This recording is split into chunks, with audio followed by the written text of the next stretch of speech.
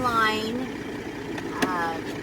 Might be a early day at this job, but I do just a little bit of the clip. I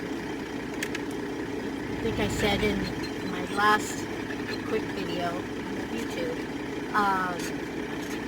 Vegas ended up being kind of a flop for me. I stayed at my friend's house, bless her heart. Unfortunately, the area that she lived in, it was both good and bad. It was just good and bad mixed in. So there was nothing but sirens, and because it was by the base, so there's constant air traffic, noise, and stuff. So some of the videos that I had shot were just real noisy. I mean, you could hear all that kind of stuff. And there was really no way of editing it out. So a few of those videos kind of... Anderson pit, that's just the one above Fairview, right? I'm not sure. I've got a pin drop for it, so that's all I was going to go by. Get your pin drop to see where it is. 10-4. Thanks. No, I didn't get a pin drop. Okay, I will turn you back on in a minute. Well, it just shut off on me. See, I'm having technical stuff. I don't know. So anyway, did my P-test and wait for work to start. Now, my boss had messaged me and asked me, when was I going to be back? And I told him, and he was like, well, we kind of need you back now. So,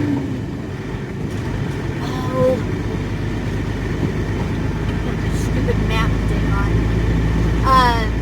And so I didn't even get to stay for my friend's wedding because you have to get back. When you're on unemployment and your employer calls you back, you have to show up or you lose your unemployment. And so, anyway, so I was bummed. I missed my friend's wedding.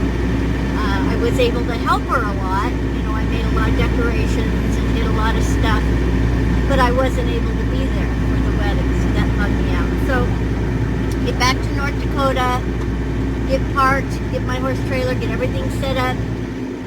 I didn't go to work for 2 weeks. I was so mad. I was like, this is ridiculous. So, my first day back to work actually was May 1st. Got assigned a truck. I actually had done a video on the truck. It was awful. It was a mess. I couldn't believe they assigned me this truck.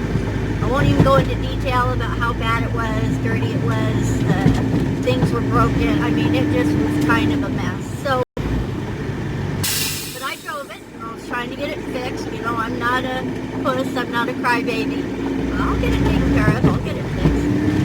Well, I wasn't even back to work a week, and we had a serious accident.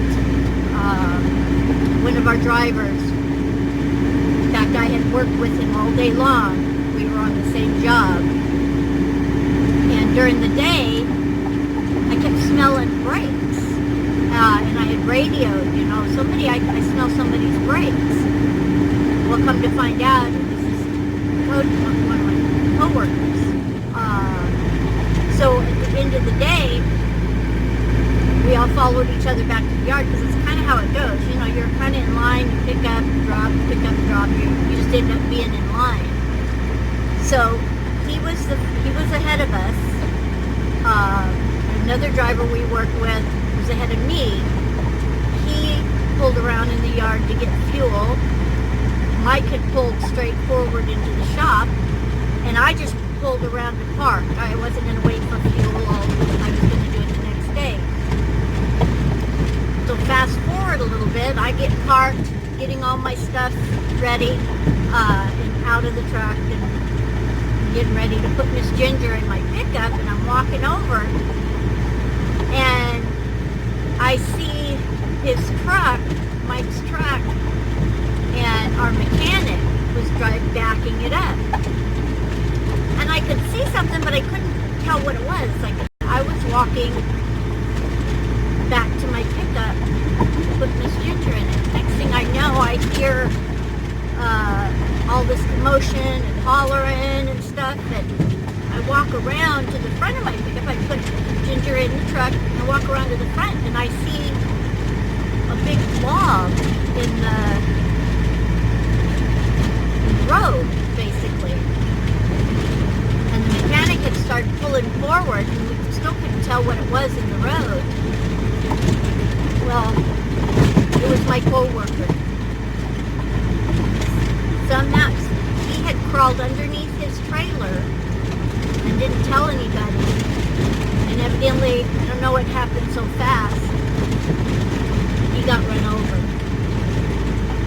So I ran over immediately.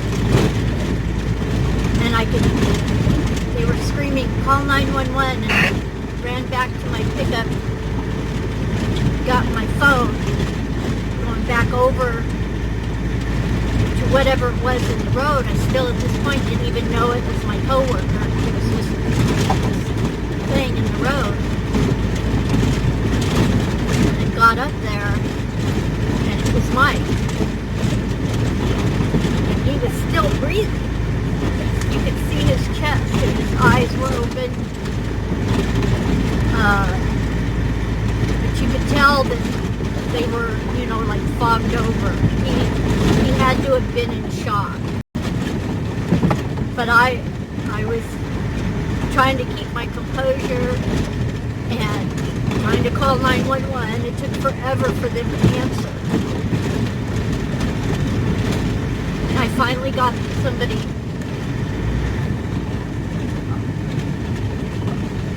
on the phone, and I could hear the 911 operator trying to figure out where we were. Now, Sidney, Montana is a small little place, and I could hear her trying to describe to the police officer and to the ambulance where to go, and I was having a hard time.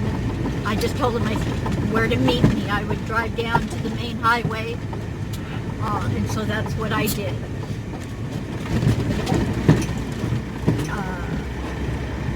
I drove down and waited. The first to arrive there was the sheriff, and I told him where it was, and I waited for the ambulance, told them where it was, and then I followed back up, and they were trying to work on him. I knew they had all this stuff on there.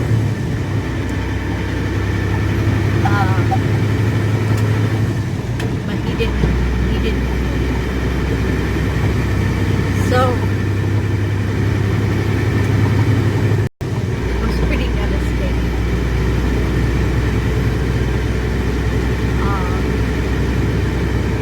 It really makes you think about your own life. I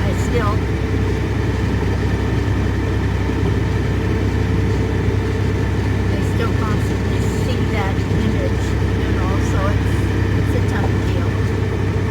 So everything leading up to that and up to now is really,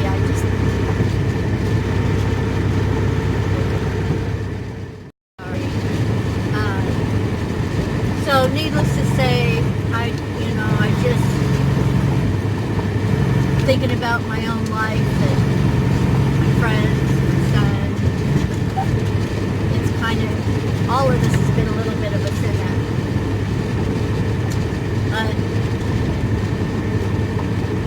trying to get things back rolling again. And I'll be having more videos. I can't believe how hard it is to try to get back into the swing of things. So, but that was kind of a quick version about this whole time. Now, I still will probably be going to Vegas, but just to visit for like the NFR. And this winter, I don't know. I don't know if I want to stay home in North Dakota for the winter. It's all going to depend on my son. You know, if I don't get to see him, you know, like a few times during the summer, you know, I mean, the reason why I keep coming back is for my son. So we'll see what this summer brings. You know, he's got his life, he's living his life, and I know that. So if I stay, you know, great. If I don't, I'll probably, I don't know, I might go ahead and go to Arizona this year, this winter. Because that's what I was going to do last winter, but then I ended up staying at my friend's. So, but anyway, that's kind of a quick version about what happened.